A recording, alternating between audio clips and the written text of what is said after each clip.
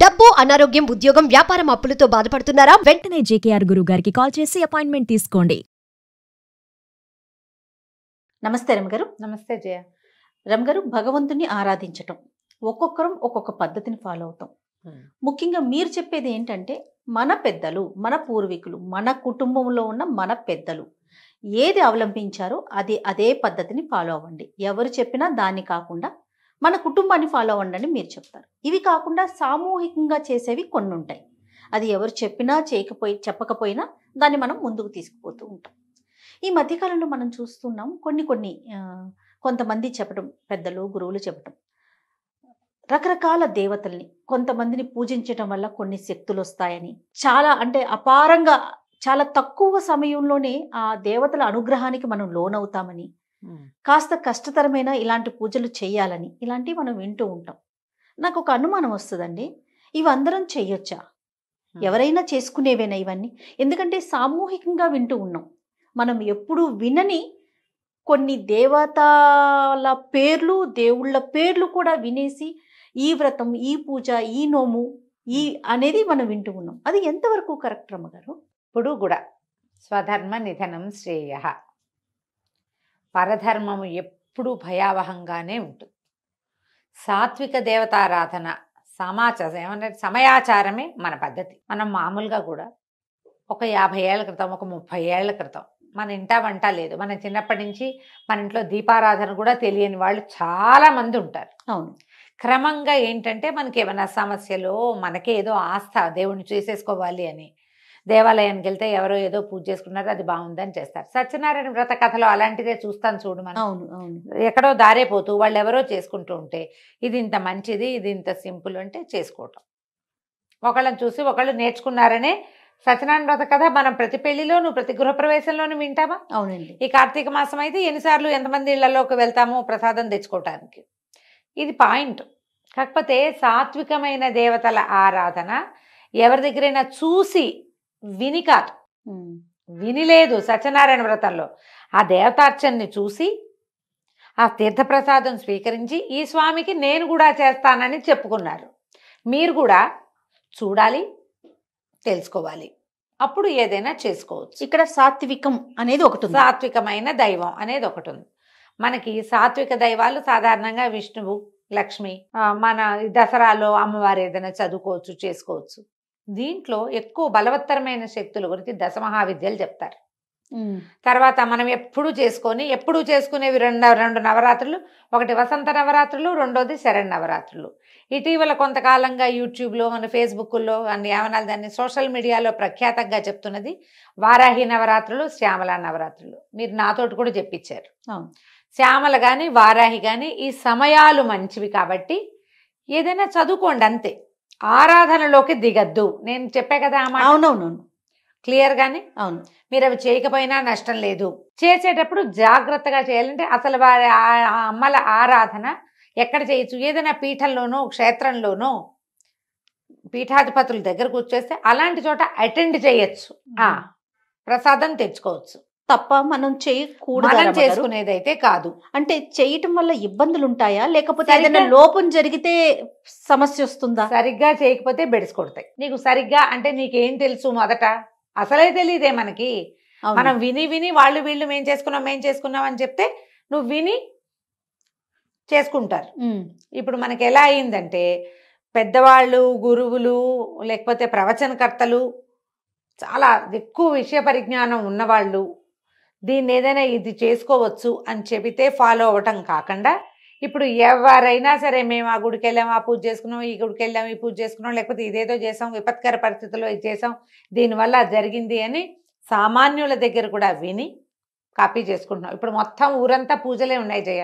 అవునండి. ప్రతి వాళ్ళు ఎవరో ఒక ప్రత్యేక దైవాన్ని ఆరాధిస్తూనే కనపడుతున్నారు. అది మంచి విషయం అయినా మంచిదే. కాకపోతే ఇది బెడిసి కొడితే అది ఆలోచించలేకపోతుంది. మనకేం తెలీదు వాటి గురించి, తనకి ఎలాంటి ఆచారం పాటించాలో తెలీదు.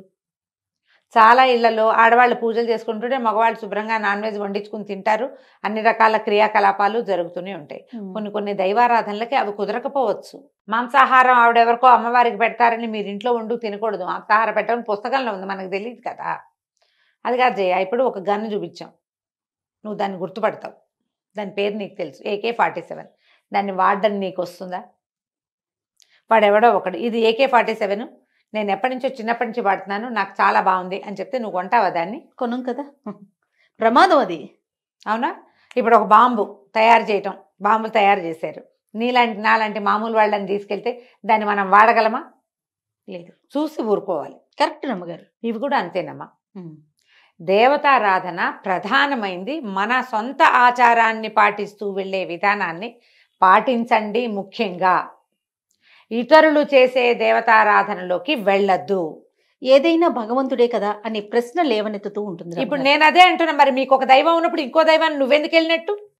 ఏదైనా భగవంతుడేగా. నువ్వు నూకాలమ్మనో, అంకాళమ్మనో, అంకమ్మ తల్లినో, వీరమ్మ తల్లినో, తలుపులమ్మనో నువ్వు అర్చించేటప్పుడు నువ్వు ఇంకొక వేరే దైవారాధనకి ఎందుకు వెళ్తావు? నువ్వు సేమ్ ప్రశ్న, ఇదే ప్రశ్న, ఇదే క్వశ్చన్. ఇంకా అందులో వేరే నీకు ఒకటి ఉన్నప్పుడు దాన్ని మరింత శ్రద్ధగా చెయ్యి.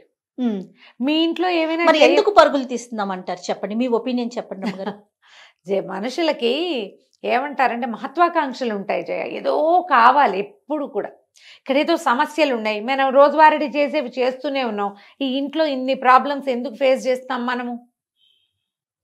చాలా కష్టాలు ఉన్నాయి. వారాహిని చేస్తే అదేదో కష్టాలు తీరుతుందని ఒక అమ్మాయి ఎవరో చెప్తుంది, ఒక అమ్మగారు చెప్తారు, అటు పరిగెడతారు. అక్కడెక్కడికో వెళ్ళండి జయ. ఇందులో దర్గాలను కూడా చెప్తారు జయ. అవునండి. ఇప్పుడు అలాగే కదా పరమతంలోకి వెళ్ళిపోతున్నారు మన వాళ్ళు. ఆయన్ని నమ్ముకో, నీ కష్టాలు తీరుస్తాడు. అసలు కష్టాలు లేకుండా ఎవడైనా లోకంలో మనిషి ఉంటాడమ్మా? ఏ మతంలో ఉన్నా, ఏ మతం వాడికైనా జబ్బులు తప్పవు. ప్రేమించుకోవటాలు, లేచక్కపోవటాలు ప్రతి దాంట్లోనూ ఉన్నాయి. పిల్లలు మాట వినకపోవటం ప్రతి దాంట్లోనూ ఉంది.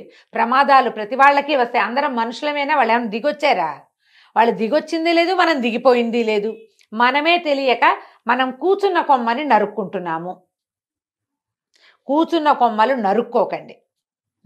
మీరు కూర్చున్న కొమ్మకి పువ్వులు పూయించే ప్రయత్నం చేయండి. దానికి సరైన పోషణ చేయాలి. ముందు ఇప్పుడు మన ఇంట్లో మనకు ఒక పద్ధతి ఉంది. ఏదో ఆరాధన, వీళ్ళు మీ ఇంట్లో ఏం లేదు, మా ఇంట్లో ఏమీ లేదండి అంటారు. నేను ఈజీ మెథడ్ చెప్తా ప్రతిసారి.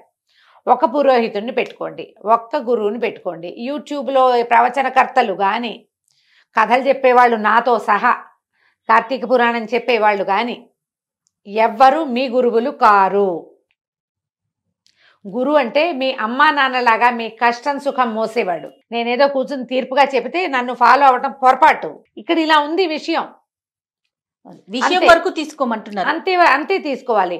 ఇందులో అద్భుతమైన పేరున్న మహానుభావులు, ప్రాతస్మరణీయులు, పొద్దున్నే వాళ్ళని తలుచుకోవాల్సిన వాళ్ళని కూడా గురువు గారని మీరు అనకూడదు, అనుకోకూడదు. మంచి మాటలు చెప్పేవాళ్ళు మంచి మాటలు చెప్పేవాళ్లే, గురువు కాదు. గురువు నిన్ను సరైన దారిలో నడిపించేవాడు. నువ్వు చేసిన తప్పుని తనదిగా తన మీద వేసుకునేవాడు. ప్రవచనకర్తల్ని ఆధ్యాత్మిక గురువులుగా మీరు అనుకున్నారనుకోండి, పోనీ ఉండండి అలాగే, వాళ్ళు చెప్పిందే.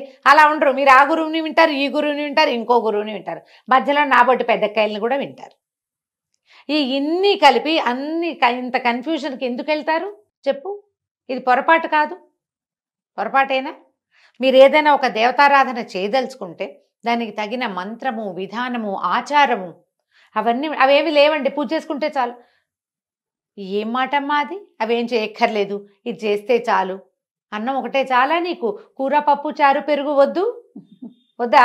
ఖచ్చితంగా కావాలి కదా. ఇవన్నీ ఉంటేగా. పోనీ ఒక్క రోజు అయితే తినగలుగుతామేమో. ప్రతిరోజు తింటావా నువ్వు? ప్రతిరోజు తినలేం కదా. తినలేవు కదా.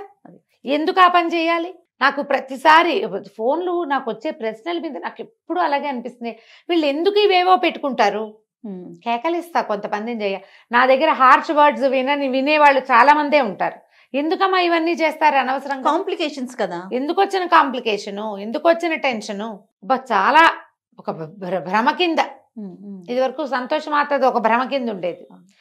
మంగళవారం ఏమంటారు, రాహుకాల దీపాలు భ్రమలుగా ఉండేవి. ఇప్పుడు 7 శనివారాల వ్రతము, 16 శనివారాల వ్రతాలు, తర్వాత ఏమో ఇంకేమిటి, ఇప్పుడు వారాహి రేపు వచ్చేస్తుంది. శ్యామల 2-3 నెలల్లో శ్యామల. వారాహి చాలా అద్భుతమైన దేవత. మనకి కంచి దేవాలయంలో కూడా కనపడుతుంది అమ్మవారు. అమ్మవారితో పాటు బయట ఆ సన్నిధిలో కనపడతారు. ఎందుకంటే ఆవిడ సర్వసైన్యాధ్యక్షురాలుగా ఉంటుంది, మంత్రినిగా ఉంటుంది. అమ్మవారికి సమీపంలో ఉంటుంది. ఈవిని చూసి దండం పెట్టి ఆవిడని కూడా చూసి దండం పెట్టి వెళ్ళిపోవాలి. ఓకే. అంతకంటే లాక్కూడదు. కేవలం ఏదైనా సరే ఇప్పుడు ప్రధానమైనది మనకి తెలీదు, మనం వినలేదు, ముందు మనకి తెలీదు. మనకి పాపులర్ అవ్వడానికి ఏదో ఒక కొత్త విషయం కావాలి కదా ఎప్పటికప్పుడు. అంతే కదండి. ప్రతిసారి ఏమిటి మన ఎవరో అడిగారు కార్తీక పురాణం ఏంటండి, అదే చెప్పారు. అది కాకపోతే ఇంకో కార్తీకం ఎక్కడి నుంచి దానమ్మా నేను ఎక్కడి నుంచి వస్తుంది? అవి కూడా 2 పుస్తకాలు ఉన్నాయి మన దగ్గర.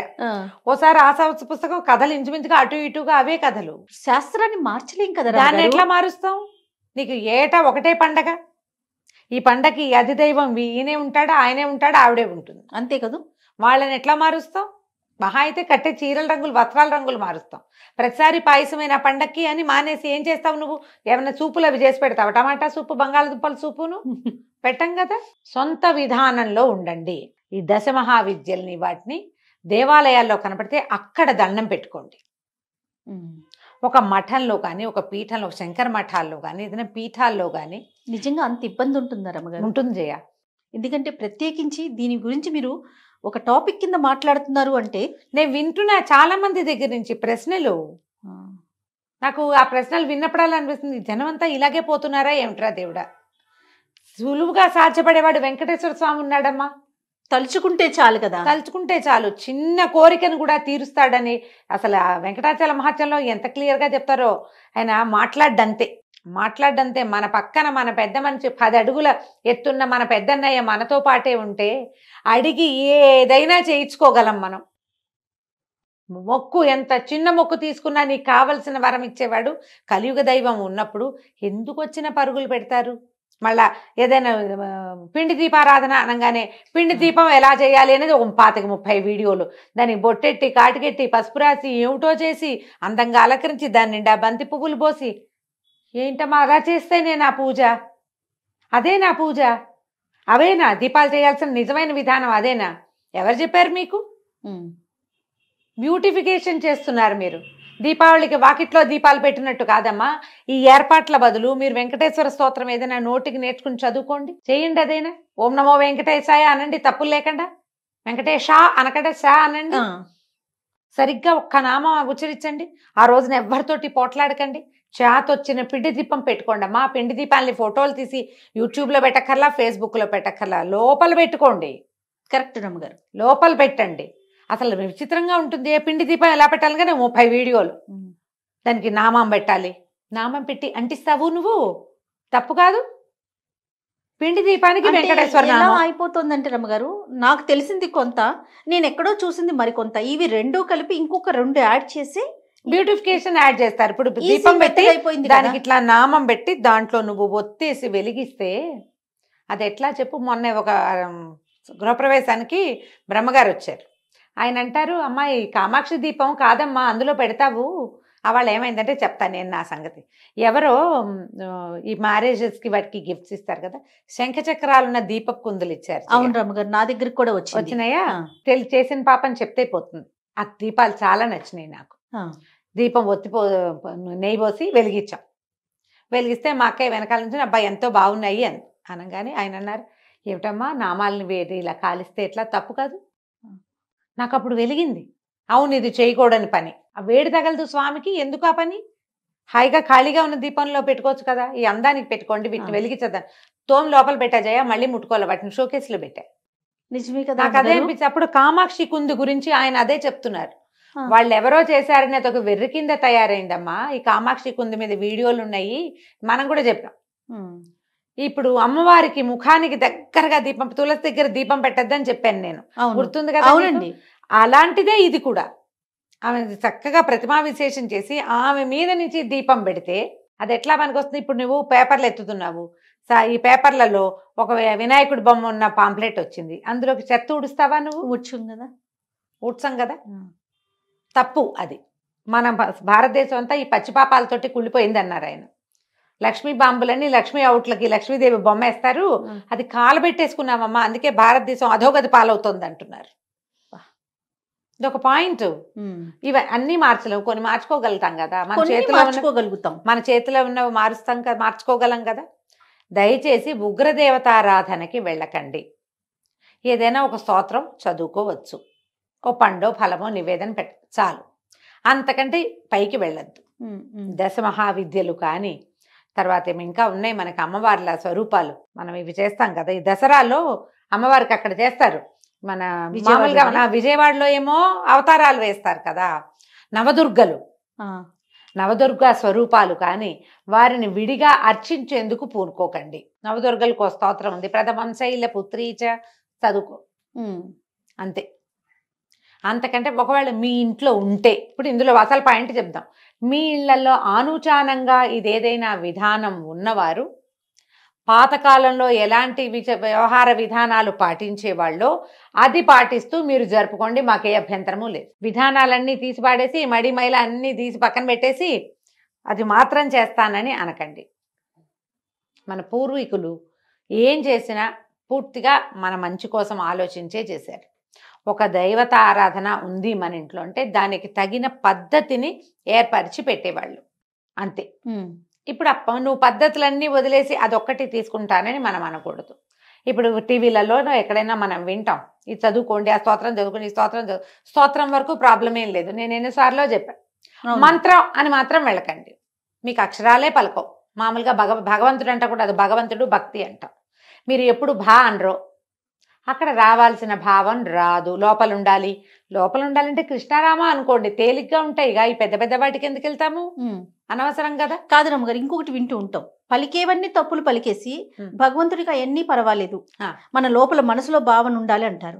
నువ్వు అసలు తప్పు పలకటం ఎందుకు, మనసులో భావన అదొకటి అనిపిస్తా ఉంటుంది. ఎప్పుడు నేను ఒకటే చెప్తా జయ, ఈ ప్రశ్న నేను 5-6 సార్లు ఎదుర్కొన్నా. నేను ఒకటి క్లియర్గా చెప్తా, నీకు భావమే ముఖ్యమైతే స్తోత్రానికి ఎందుకు వెళ్ళావు నువ్వు? దేవుడా దేవుడా దేవుడా దేవుడా దేవుడా దేవుడా దేవుడా అనుకో, అయిపోయిందిగా. ఎందుకు స్తోత్రానికి వెళ్ళావు? అందులో ఏదో ఉందని వెళ్ళావు. ఉందన్నప్పుడు దాన్ని సరిగ్గా ఉంచు. ఉందనుకున్నప్పుడు సరిగ్గా ఉంచాలి. నువ్వు అద్దం చూసావు, అద్దం చూసుకున్నావు, దిద్దుకోవడానికే కాదా? అంతే కదా, మొహం దిద్దుకోవడానికి చూస్తావు అద్దం, సరిచేయి దాన్ని. అద్దం చూసుకునేది ఎందుకు? కరెక్ట్ అండి. ఎలా అయినా సరే ప్రపంచం నన్ను యాక్సెప్ట్ చేయాల్సిందేనని నీకు ఉందనుకో, అర్థమే చూడవు, నువ్వు చూడాల్సిన అవసరమే లేదు. నువ్వు ఎందుకు చూస్తున్నావు? ఇది ఆలోచించండి అమ్మా.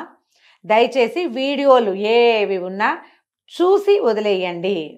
అలా అనుకోని ఊరికే శ్రవణంలాగా ఎక్కడో కాసేపట్ల వీడియోలో 5 నిమిషాలు కనపడి వాళ్ళంతా అలంకరించుకున్న దానికి అట్రాక్ట్ అయ్యి మాకు అదేదో బ్రహ్మాండం బదులైందంటే నమ్మద్దు. మీ పిన్నో మీ బాబాయ్ కూతురో మీ మావయ్య ఇంట్లోనో ఈ పూజ చేసుకుంటున్నాము మాకు చాలా బాగుందంటే ఓసారి వెళ్ళి చూసి కావాలంటే అప్పుడు దిగచ్చు. నమస్తే. నమస్తే.